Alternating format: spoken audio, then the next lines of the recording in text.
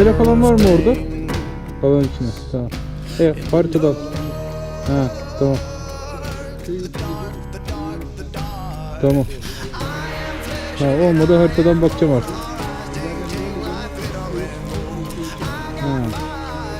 Ha ileri. Tamam. Tamam böyle. Teşekkür ederim. Hadi Allah'a emanet.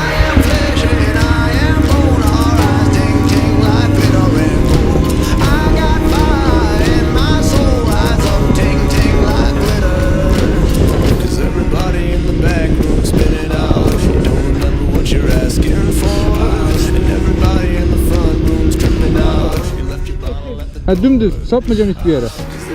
Ha tabela var mı oralarda? Ha alan içine doğru. Burası alan içi değil mi? Ha Çaltıköy. Tamam. Tamam teşekkür ederim size. Hadi Allah'a emanet. Ne patlar? Gel.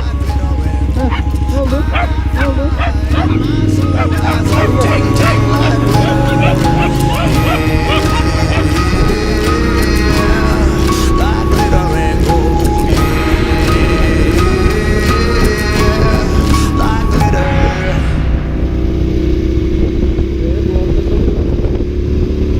Orada aşağı asfalta ineceksin. Ha asfalt. Asfalttan eski Manisa yolu var. Köprü var orada. Ha. Köprüden derenin içine var. Vur kendini. Ha güzel. Buradan bir yere sapmadan çıkarır mı oraya beni?